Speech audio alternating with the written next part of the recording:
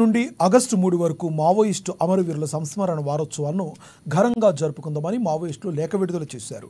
ప్రజలపై కొనసాగుతున్న విప్లవ ప్రతిఘటన కాగర్ ఆపరేషన్ను ప్రజా ఉద్యమాల ద్వారా ఓడిద్దామని పిలుపునిస్తూ రాష్ట్ర మావోయిస్టు పార్టీ అధికార ప్రతినిధి జగన్ పేరుతో లేఖ విడుదల చేశారు.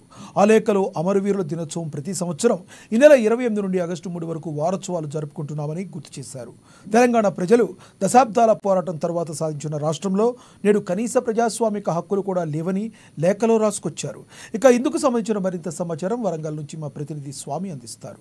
నేటి నుంచి ఆగస్టు 3 వరకు మావోయిస్టుల సంస్మరణ వారోత్సవాలను జరుపుకోవాలని కేంద్ర రాష్ట్ర ఏరియా కమిటీల నుంచి కూడా లేఖలు విడుదల చేసిన నేపథ్యం అయితే ఉంది. మొత్తానికైతే మావోయిస్టు పార్టీ రాష్ట్ర కమిటీ అధికార ప్రతినిధి జగన్ పేరుతో లేఖ విడుదలైన నేపథ్యం అయితే ఉంది.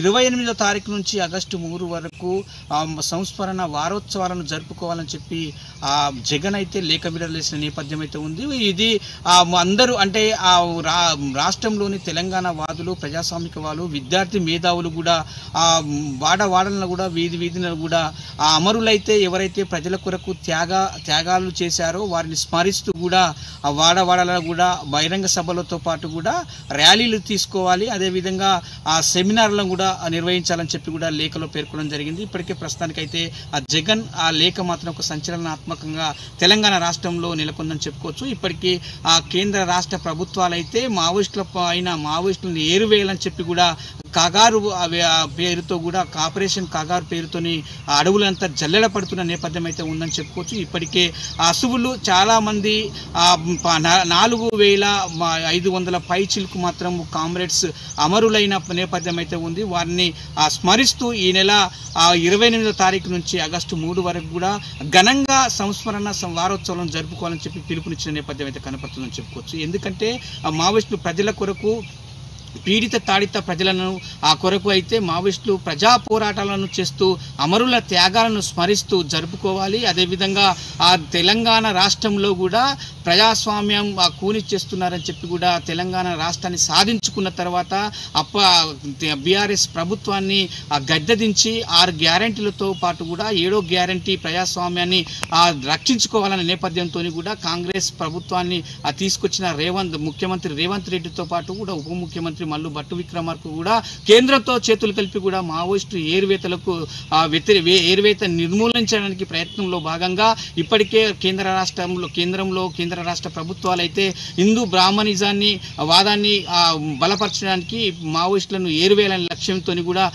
ఆపరేషన్ కాగారు పేరుతో కూడా అడవులను జల్లెడ పడుతున్న నేపథ్యంలో కూడా ప్రజా పోరాటాలు చేసి వారిని వ్యతిరేకించండి అని చెప్పి కూడా లేఖలో పేర్కొనడం జరిగింది. ఇది ప్రజాస్వామిక వాదులంతా గ్రహించి విద్యార్థి మేధావులు అమరులైన ప్రజల కొరకు ప్రాణ త్యాగాలు చేసిన అమరులను స్మరిస్తూ ఘనంగా ఈ నెల 28వ తారీఖు నుంచి ఆగస్టు 3 వరకు కూడా విప్లవ జోహార్లతో పాటు పాటలు పాడుతూ నినాదాలు చేస్తూ కూడా ఘనంగా జరుపుకోవాలని చెప్పి వారోత్సవం జరుపుకోవాలని చెప్పి పిలుపునిచ్చిన నేపథ్యం అయితే కనపడుతుందని చెప్తున్న పరిస్థితి కనపడుతుంది. ఆ లేఖలో మాత్రము అంటే కేంద్ర రాష్ట్ర ప్రభుత్వం ముఖ్యమంత్రిని కూడా వ్యతిరేకిస్తూ లేఖ విడుదల చేసింది. ఇది ఒక సంచలనాత్మకంగా మారిందని చెప్పుకోవచ్చు. అదేవిధంగా చూసుకుంటే చారు మజుంజారు 1972లో కూడా ఆ సాయుధ పోరాటాన్ని ఎంచుకొని అమరుడు జూలై 28వ తారీఖున అమరుడు అయ్యాడు. అదేవిధంగా కూడా చటర్జీ 1978లో కూడా చనిపోయిన నేపథ్యం అయితే ఉంది. వీరిని స్మరిస్తూ అప్పటి నుంచి ఇప్పటి వరకు కూడా అమరులను స్మరిస్తూ కూడా వారోత్సవాలను